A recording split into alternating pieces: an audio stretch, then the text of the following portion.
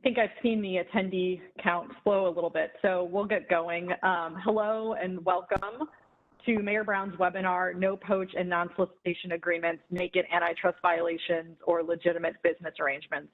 My name is Jessica Michaels. I am a partner in the Antitrust and Competition Group in Mayor Brown's Chicago office.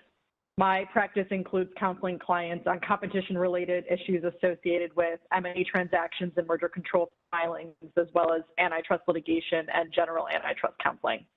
I'm joined today by my colleague and a partner in our Palo Alto office, Lee Rubin. Lee is a civil and criminal litigator with extensive experience in private practice and in the government, where he served as a prosecutor in the Department of Justice and as the Assistant United States Attorney for the District of Columbia. Lee is a wealth of knowledge relating to no-poach agreements, including from his work defending Google in the In Re high-tech employee antitrust litigation, which he'll talk to you more about later as we get going with the presentation. Before we begin, I just want to mention a few housekeeping items. So first, this presentation is being streamed through your computer, so there's no dial-in number. For the best audio quality, make sure your computer speakers or headset are turned on and the volume is up so that you can hear the presentation. Secondly, regarding CLE credit, we will be providing an alphanumeric code during the presentation. In order to receive CLE credit, make sure your computer speaker or CLE credit participants must record the code on the virtual sign-in sheet that was emailed to you with the login instructions for today's program. Finally, if you have any questions that are unanswered during the presentation, we invite you to submit them using the chat feature on the right side of your WebEx screen, and we will do our best to follow up with you directly after the webinar has ended. With that, let's get started.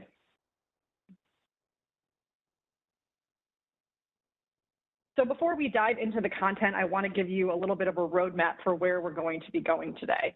We're going to start the webinar by talking about what a no-poach agreement is and what could potentially be wrong with them according to the antitrust laws. We're going to talk a little bit about the other types of agreements that impact the labor markets. From there, we're going to delve into DOJ and FTC guidance relating to no-poach and wage fixing agreements, DOJ and FTC previous civil litigations and enforcement actions, and we're going to talk about private civil litigations. From there, we're going to move into recent criminal enforcement actions targeting no-poach and wage fixing agreements, and finally, we're going to talk about when non-solicitation provisions are okay. So when you can enter into non-solicitation provisions and the scope of those provisions to make sure that you're staying well within the bounds of the antitrust laws. Good morning, and thanks, Jessica.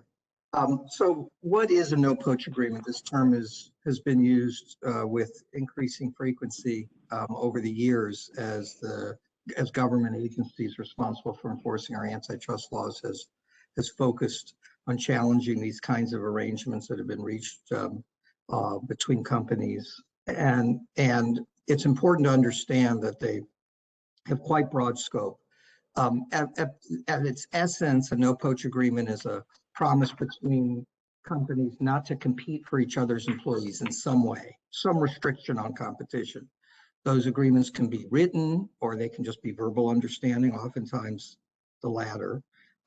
They might restrict one or both parties to the agreement. Now, what do I mean by that?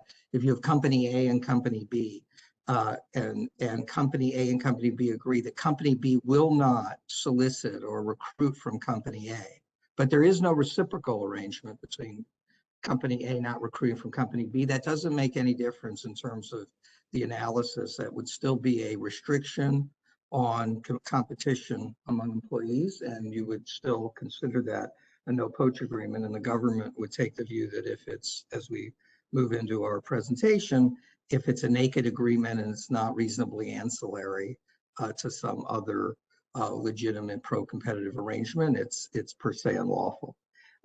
It could also restrict any kind of recruiting, solicitation, hiring, or any other kind of competition. So it could range from, I'm not going to affirmatively reach out, or I'm just not going to cold call employees. I may hire them, but they have to come to me.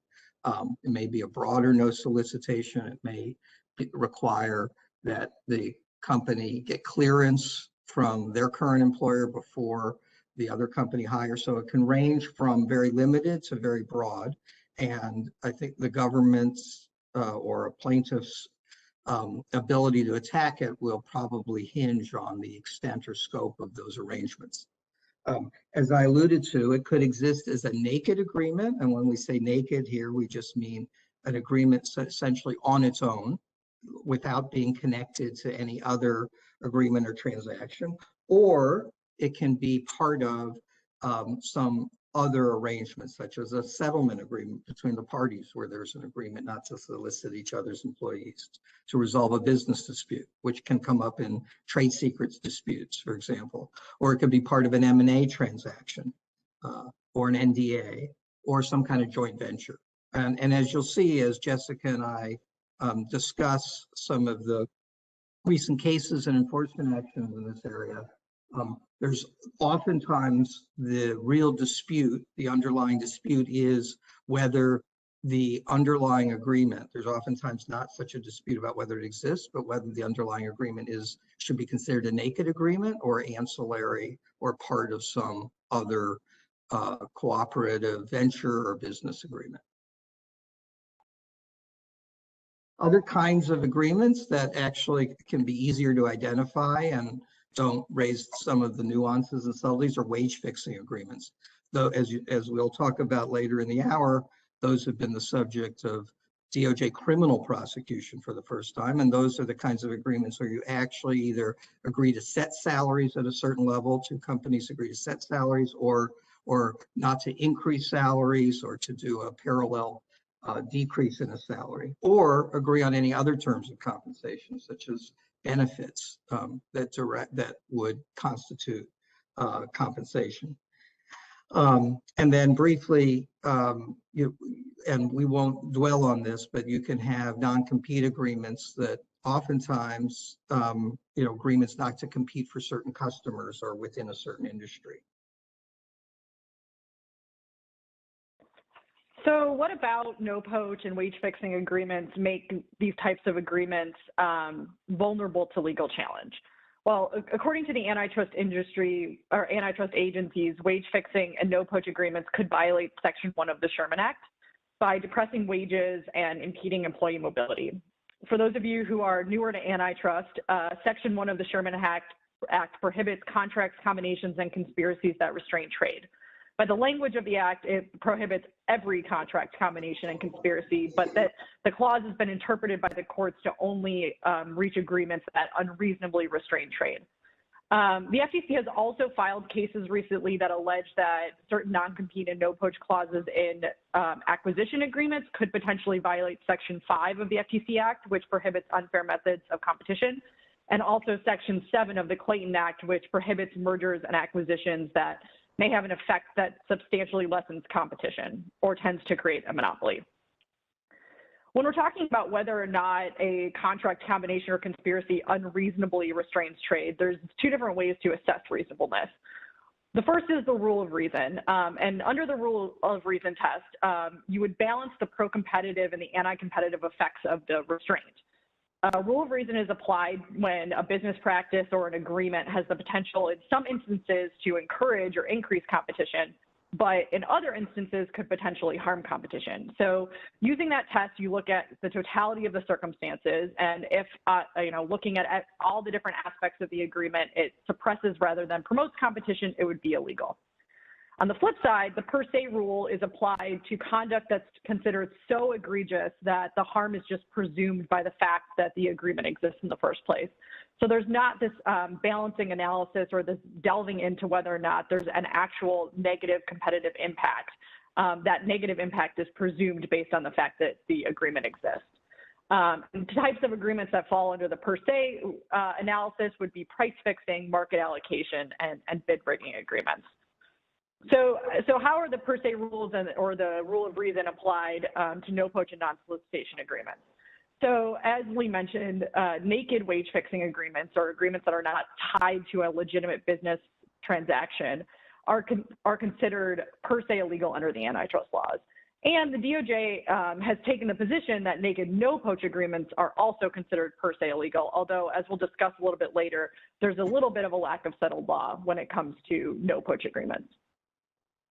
By contrast, ancillary restraints or clauses that are reasonably necessary to a larger legitimate collaboration are evaluated under the rule of reason. So an example where a provision may be reasonably necessary to a larger legitimate collaboration would be in, let's say, the due diligence context, where the selling company may want a limited non-solicitation to cover employees that are implicated by the transaction and that the buyer would only know about because of the due diligence to protect those employees in case the deal falls apart. Obviously, there's the far ends of the spectrum, something that's clearly not related to a legitimate transaction and something that is very clearly ancillary. And then there's a lot of gray area in the middle, which is where we tend to fight about whether or not the per se rule or the rule of reason would apply. And we'll talk about those cases as we move forward in the presentation. One thing that I think is important to note before moving forward, though, is who is considered a competitor when it comes to no-poach clauses and wage fixing clauses. So the federal antitrust agencies view companies that compete to hire and retain employees as competitors in the employment marketplace. So it doesn't matter that the companies may not produce the same downstream product or service. The way this kind of comes up is you can imagine company A and company B selling the same kind of widget. And company A is located in California and company B is located in New York. It's probably not likely that they're going to compete for the same lower level employees given the geographic distance. However, company A and company B may sell different widgets, but be located a mile away from each other. And it's possible that they compete for high-level tech employees or engineers.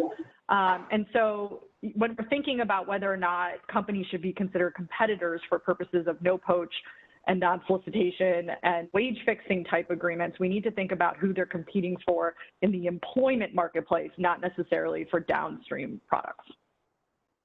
Jessica, let me ask, just in terms of putting some flesh on the bones of a concrete example, and I know we'll get into this also in the context of a couple of cases, but with respect to the focus on the labor markets as opposed to the overlapping products or market between the competitors who may enter into an arrangement like this, let's just use an example of a company who has a supplier, and the supplier sells millions of dollars of widgets to this company every year, but the supplier keeps getting poached by its customer, and because they have some overlapping, some of their employees have overlapping skill sets, and so they come to the customer and say, look, you're one of our top customers, but you keep taking our people.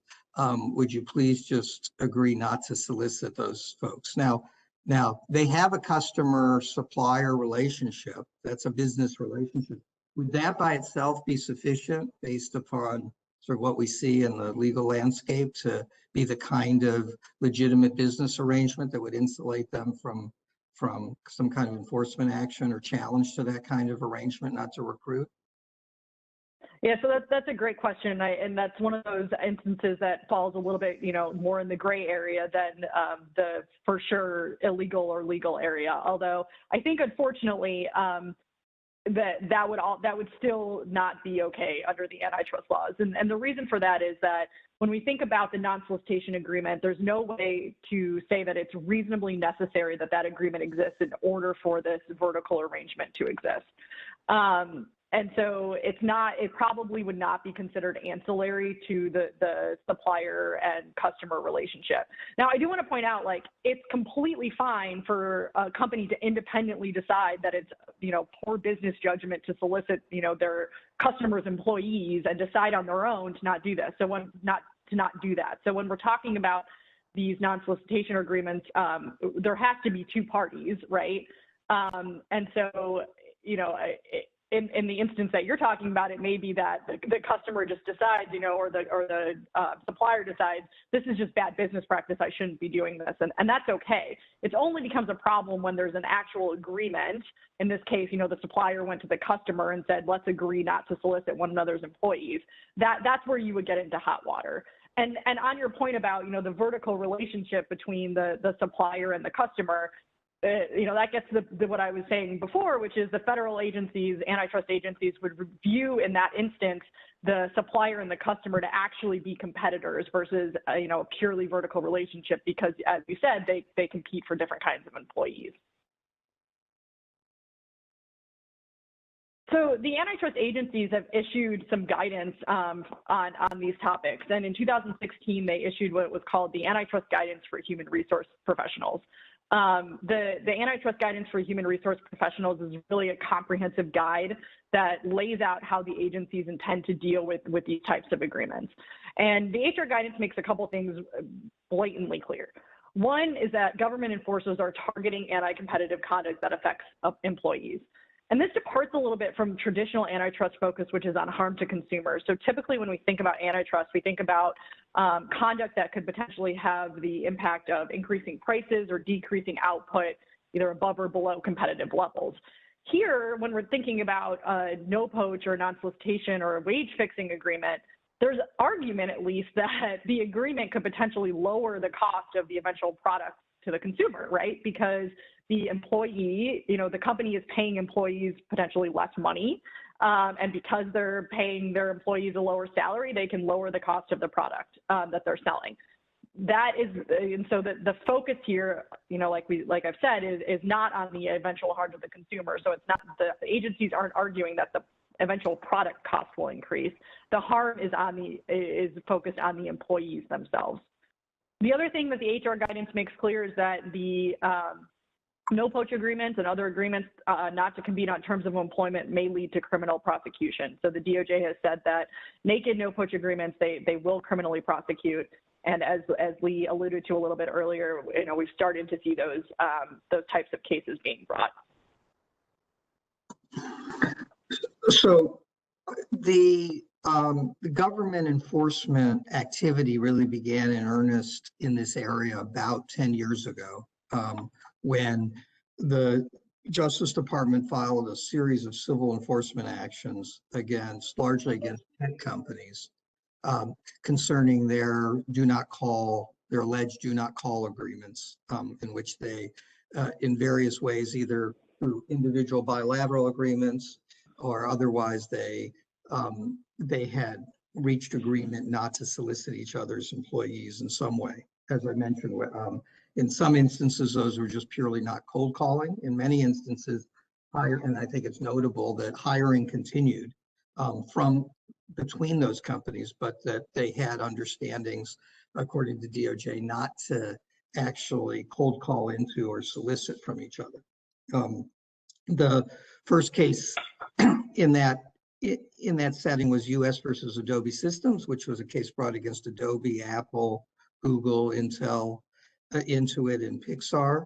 And then Lucasfilm, who was really alleged to have entered into an agreement with Pixar, was also separately charged for essentially the same kind of conduct. Although the Lucasfilm, excuse me, the Lucasfilm Pixar alleged agreement was more detailed and comprehensive and really started to look more like what you would recognize as a market allocation or bid rigging kind of agreement, because not only was it an agreement not to cold call employees, but then there was an agreement if the other company, without making a cold call, made an offer, then there could only be a counteroffer made under certain circumstances, and notification needed to be provided between one company or the other. So you had additional terms that I think courts regarded as more pernicious than just not soliciting or not cold calling. Then in 2014, DOJ brought a civil enforcement action against eBay as well, essentially alleging the same kind of unlawful conduct with respect to hiring from Intuit. Now, as often is the case in antitrust, where you have a government enforcement action, whether criminal or civil, class action litigation followed these DOJ enforcement actions. And in the case of the high-tech case, there was a class action that was brought against the same group of companies, alleging, of course, the same non-competitive agreement not to solicit each other employees, and alleging billions of dollars essentially in damages. As Jessica mentioned, I served as Google's counsel in the In-Ray High-Tech employee antitrust litigation case, which was a hard-fought case over several years, which ultimately settled in 2015. Lucasfilm and Pixar, which were originally part of the same case, had settled earlier. Just a couple of things of note in these class action cases. And as you see, there was a follow-on case specifically against animation workers, animation companies as well, with regard to their workers, because there were a couple other companies that plaintiffs had alleged had joined Pixar and Lucasfilm in these kinds of no solicitation arrangements.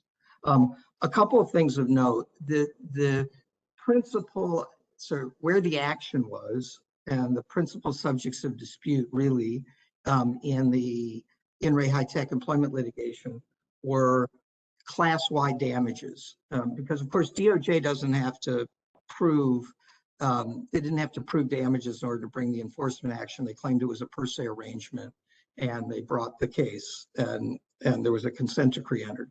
To recover damages in a civil class action case, you actually have to prove class-wide damages, or you can't proceed on a class-wide basis. And so there was a very significant dispute over whether, even assuming these arrangements were in place not to cold call each other, whether that had impact across the entire employee base. And to that extent, there was labor economists on both sides, very highly regarded labor economists, essentially opining about whether these kinds of arrangements create a ripple effect throughout the entire sort of wage structure, such that even though you may only have a relatively small number of people who were not solicited but would have been in the absence of these kinds of agreements, whether that lack of competitive activity would have a ripple effect throughout the markets.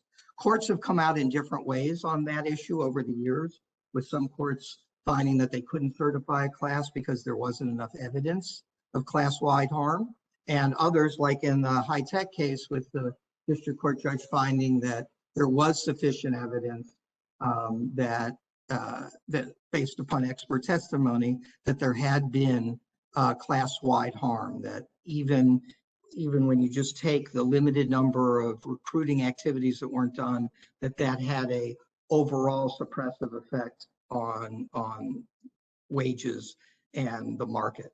So the other issue that Jessica alluded to before that was hotly contested in the In-Ray High-Tech litigation was the issue of per se versus rule of reason. A number of the companies in the In-Ray High-Tech case actually did have some collaborations. They actually, for a couple of the companies, they actually worked together directly. It's well known that Apple and Google certainly had long business relationships with between their hardware and Google search, and there were actually some joint development activities, for example, between Google and Intel. So the companies took the position that those kinds of activities were the legitimate business arrangements that Jessica talked about, and that these non-solicitation agreements were essentially reasonably necessary or ancillary to those kinds of pro-competitive activities that were taking place. That ultimately never fully got decided by the court. The case settled before that. But you see in this litigation, you see in this area, and in a recent case between Duke and University of North Carolina that we may make mention of later, that's where the rubber hits the road, where the defendant companies are arguing that there is enough pro-competitive sort of joint activities that some kind of non-solicitation agreement would be permissible. And the government or plaintiffs are arguing that no, these are really naked agreements, and the kinds of pro-competitive joint collaborations that are taking place are not sufficiently connected to the non-solicitation agreements to justify a rule of reason approach. So following the civil enforcement actions and private litigation that Lee talked about, and as we said, the agencies issued the HR guidance. And the HR guidance provides for two general principles. The first is that companies should avoid entering into naked agreements regarding the terms of employment with other firms that compete to hire employees. So the terms of employment is broader than what you may think. It certainly applies to employee salaries. That a salary is clearly a term of employment.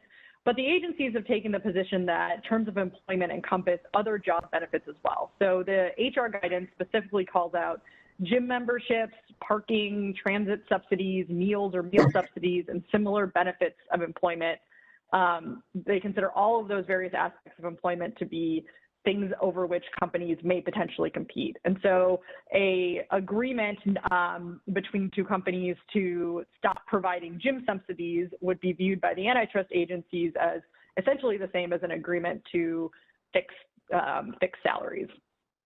The other thing that the guidance makes clear is that companies need to avoid sharing sensitive information relating to employment and conditions of employment. So even in the lawful due diligence M&A context where this kind of information needs to be shared, the guidance warns that companies need to be careful about how it's shared and with whom it's shared. And we're not going to get into too much detail on this because this could be an entire webinar of its own. But I think it's important to note because employment information is not typically the kind of information that you would consider to be to need the kinds of safeguards that we might set up in a due diligence context. So when we're talking about safeguards, I'm talking about a clean team. So limiting the number of people who have access to certain information, potentially aggregating the information or versus providing detailed employee information. Releasing the information in stages instead of releasing all of the information up front, or only turning over historic information versus current information. And the kind of information that you would typically put in a clean room would be things like future pricing information or information relating to a company's pipeline, stuff that's typically considered highly sensitive. Well, the agencies have said that, in addition to the future pricing information or the detailed cost information, information about terms of employment need to be subject to the same kinds of safeguards.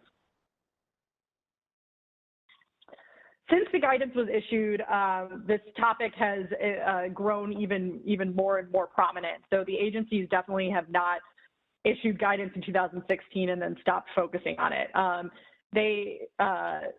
The numerous high-level officials at the antitrust agencies have made statements throughout the years that have indicated that they intend to criminally prosecute no-poach and wage-fixing agreements, that it's a high priority for them.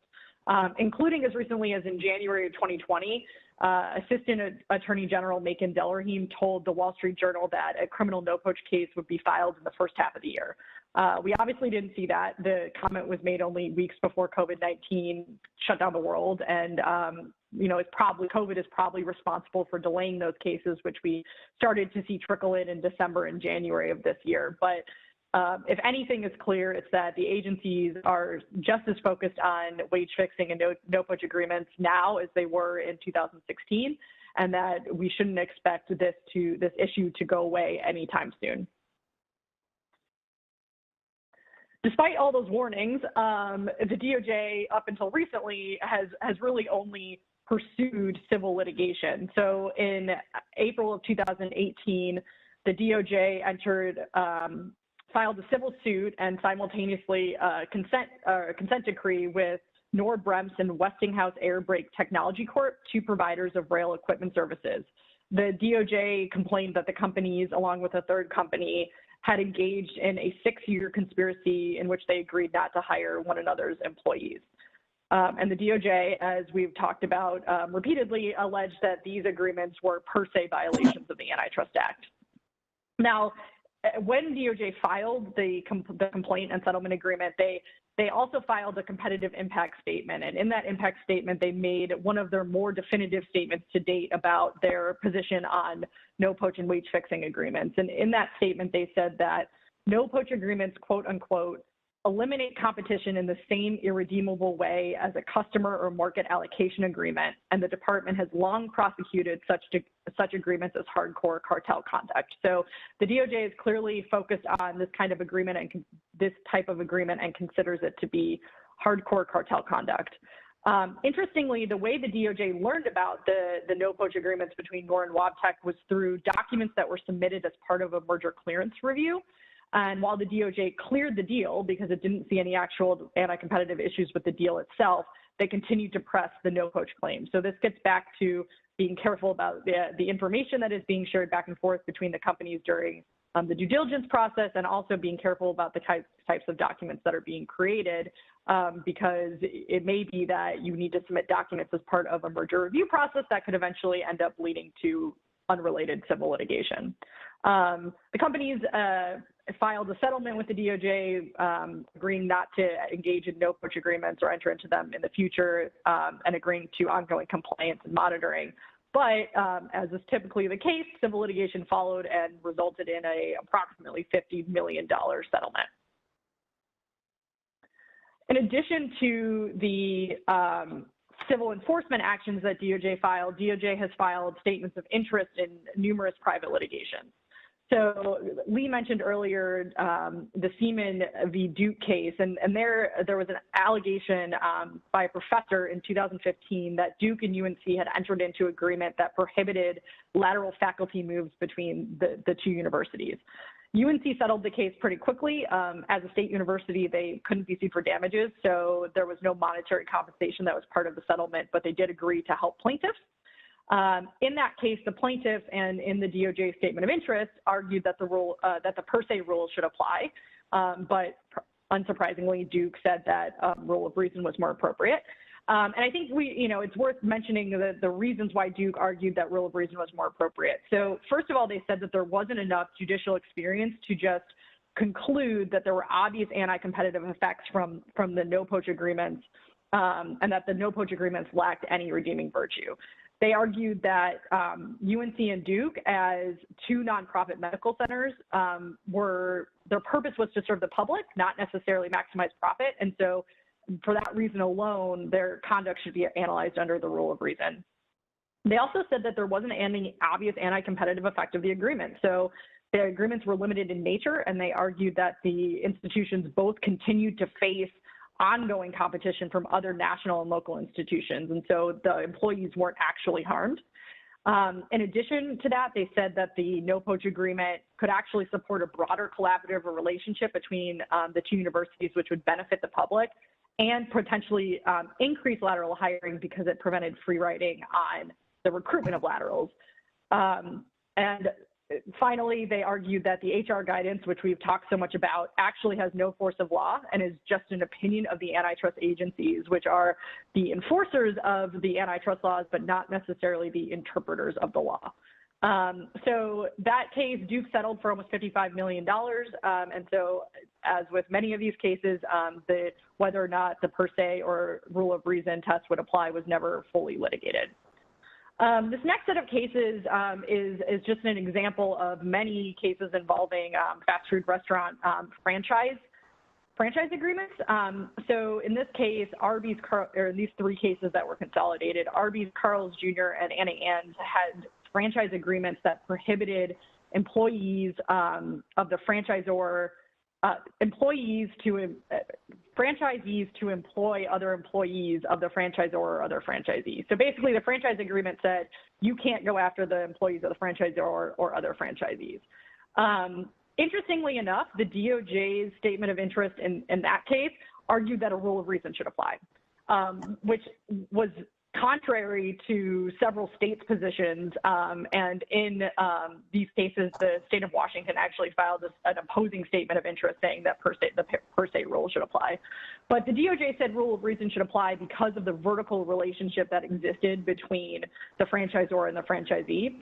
And they said that even if a vertical relationship didn't exist, in this case, the non-solicitation agreements were ancillary to the legitimate franchise agreement. The DOJ did note that there were certain instances where the per se rule would be applicable even in the franchise context, and they said it would be applicable in instances where the franchisor and the franchisees competed for the same employees. So you can imagine instances where the franchisor also separately owns, let's say, an Arby's, and the franchisees and franchisors are competing for the same employees. And separately, the DOJ said that the per se rule would apply if the franchisees directly agreed with one another not to hire each other's employees.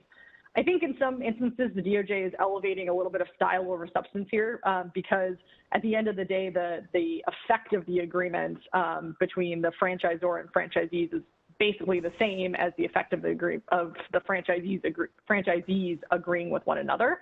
But that was the position that DOJ took. There's no consensus when it comes. I was just going to weigh in. And I think that those cases, I'm just going to mention briefly that those cases, I think, are really good examples of the point that we were making at the beginning of a continuum, and that you have some obviously naked agreements. We're going to talk about those in a minute in the context of criminal prosecution. And you have some obvious agreements that are reasonably necessary because they're very narrow and tied to a joint venture and M&A.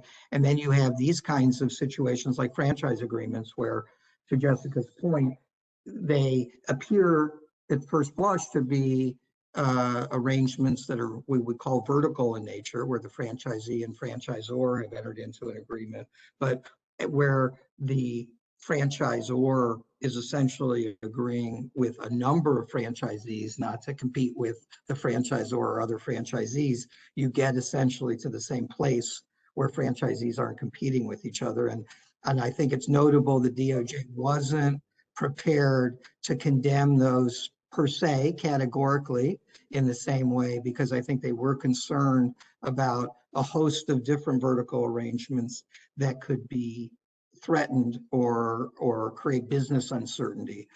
So I think that they wanted to take more of a middle position, that it depends on the particular circumstance. And if you poke us in the eye and franchisees are directly agreeing with each other, then we may condemn it. But if it really is just part of this vertical arrangement and there doesn't appear, it appears to be a geographic kind of allocation among franchisors, that they're not directly competing for employees, we're going to view it with a balancing test. So I think that it's a good example of, I think, where you don't have a clear answer one way or the other, and you actually have to look at the underlying arrangement. Yeah, that's a really good point. And one other thing that is worth adding to that is just because the DOJ said that the rule of reason should apply does not necessarily mean the DOJ is saying at the end of the day they're going to view these agreements as reasonable. So it's, they're saying we need to balance the pro-competitive and anti-competitive effects of these agreements, given that there is this franchise agreement and this vertical relationship, but that doesn't necessitate that after that balancing test is done, that they will get to the conclusion that the agreement was in fact reasonable. And I think one other thing that's worth adding is, the courts there's not consensus among federal courts here on how to analyze no-poach agreements and no-poach clauses in franchise agreements. And at least some courts have said that a franchisor and franchisee are incapable of conspiring with each other because they represent a single corporate entity. Now, I think that that's probably not right, given that franchise agreements typically do leave some independent right to, hire employees, and the terms of employment in franchise agreements are typically left up to the franchisee. But at least some courts have said that their franchisors and franchisees are incapable of conspiring. And there's a case currently right now that's on appeal with the 11th Circuit dealing with this exact issue. Now, just as the Assistant Attorney General had promised, there have been a couple of criminal cases brought in challenging no-poach, or prosecuting individuals, in the context of conspiracy to fix wages or not recruit from each other. So, but I think once you look at these facts, you'll see why it makes more sense why they were the subject of criminal enforcement activity as opposed to merely civil activity. So in December of 2020, the Justice Department prosecuted Neeraj Jindal, who was the owner of a healthcare physical therapist staffing company. And the essence of this indictment was that there had been an agreement reached, and with lots of communications facilitating that agreement, to essentially fix the wages of Dallas-Fort Worth area physical therapists. So these were two two providers of physical therapy staffing. So they basically, as I understand from the indictment, they basically hire physical therapists or physical therapist assistants. And these two companies, at least, were competing with each other. And there were actually text communications, email communications showing that they had discussed the rates, essentially the rates for compensating these physical therapists, and actually discussed decreasing them and coordinated any increases or keeping the rates flat. So this has all the hallmarks of a price fixing agreement because you essentially have communications to set the price. In this case, the purchaser of labor is agreeing to set the price for how much they're going to offer employees. And so, from a classical antitrust vantage point, the sellers of in this particular market, who are the employees, are facing essentially monopoly purchasers, and they have coordinated to essentially set the price at which they're going to purchase the labor. So it's no surprise when you actually read the indictment that this was subject to a criminal case, because they're actually agreeing to set wages. Then there was also a case filed against Surgical Care Associates, which is also very similar, but they essentially had agreed with other healthcare providers in their area to limit the hiring between service of senior level employees, so not to solicit each other. So this case is interesting in that the Jindal case was really sort of a classic wage fixing agreement. This case is more along the lines of the kind of civil enforcement no-poach cases that DOJ had only brought civilly. So this did mark more of an aggressive extension into enforcement activity, because this was really a no-poach agreement. Again, the evidence itself was pretty stark in that there was the indictment catalogs lots of communications between the companies, essentially showing that recruiters had a pretty extensive protocol that they couldn't reach out to senior executives at the other company without approval from that company, that there was very strictly a no solicitation agreement, that the senior executive from the company would have to reach out on their own to the other company, and in that case they still had to get permission. So I think the pervasiveness and the sort of focus, the concentration, the market, that these companies that had reached this agreement were in the same market and it was relatively concentrated, I think played a role in DOJ sort of using this as a poster child or example of the kind of naked no poaching, no solicitation agreement that would be subject to a criminal case. But I also think that they wanted to send a message that it wouldn't just be wage fixing that would be subject to criminal prosecution if you had this kind of no poach arrangement that was this comprehensive and this extensive, that was essentially locking up senior executives from transferring positions and perhaps getting wage increases, that would also be the subject of criminal prosecution.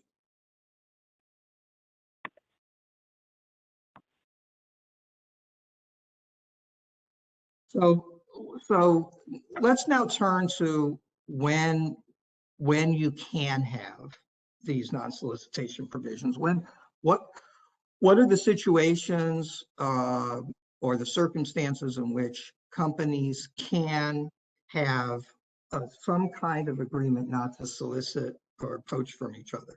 We've talked about this earlier, and of course the legal standard is whether they're reasonably necessary for and thus ancillary to a legitimate pro-competitive collaboration. But what does that actually mean as a practical matter? Well, as Jessica spoke about earlier, mergers and acquisitions are a classic example where some kind of non-solicitation agreement can be reached in the context of a pending acquisition. Contracts with consultants or auditors or vendors or recruiting agencies, very narrowly tailored, those can also be reached, because as many of you know, auditors oftentimes actually have their staff come into the company and sit, with the finance folks and help prepare, they assist in preparing financials and then audit the financial statements and are sort of embedded, depending on the size of the company, in the company's finance accounting component. And in those cases, I think it's recognized that if there's a non-solicitation agreement, that is, the company can't just poach away every good auditor that they have in their working for them, that is reasonably necessary to those ongoing relationships, because naturally these these service providers, these companies that provide this service wouldn't be prepared to send their best people if every time they sent somebody over, half of them got poached and hired away by the company that they were auditing. So those generally are viewed, again, if they're very focused on just those individuals who are providing the services to the company, that can also be permitted. We talked earlier about settlements or compromise of legal disputes. If there's a dispute between two companies, a group of employees leaves the company and starts its own company, and then there's a trade secrets or misappropriation of confidential information litigation over their departure. And as part of that settlement, there might be some provision that provides that there's a prohibition or a limited ban for a period of time on not soliciting from each other. That can also be permitted in the context of a settlement agreement, as long as it's narrowly focused. And then, of course, joint ventures. Joint ventures are projects, combinations where there's actually collaboration between companies.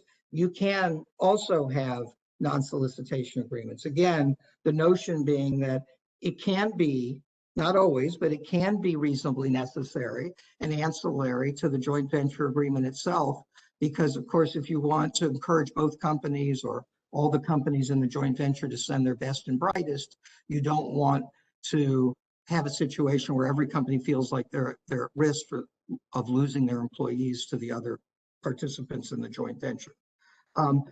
The key is essentially, as you would imagine, the scope and the reasonableness of these limitations, because obviously if you have a joint venture and you have 15 people from 3 companies each working on this joint venture, but your non-solicitation agreement extends well beyond those 15 employees, the government's going to be very skeptical of that kind of arrangement, because it goes well beyond what would be reasonably necessary or connected to the joint venture. If, on the other hand, it's very focused on those particular employees and doesn't extend beyond it, those are the kinds of provisions that may be looked at as permissible.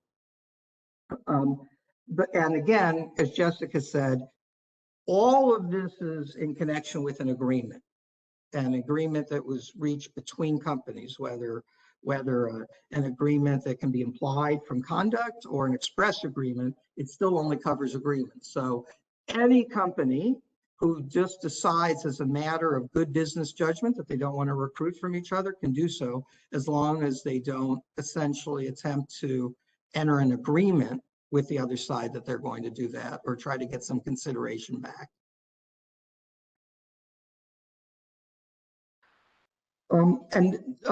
This slide essentially just lists what I've already previewed.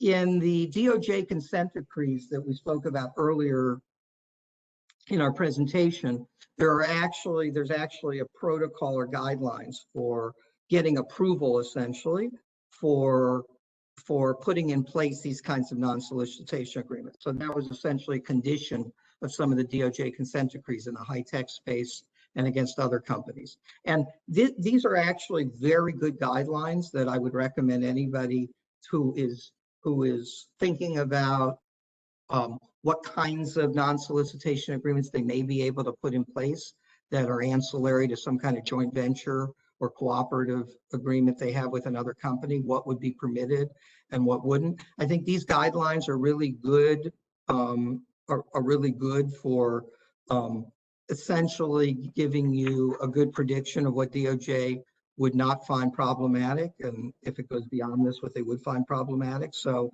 identifying with clear specificity what the pro-competitive agreement is. What is it that you believe that the non-solicitation agreement, the no cold calling, no solicitations, what is it reasonably ancillary to?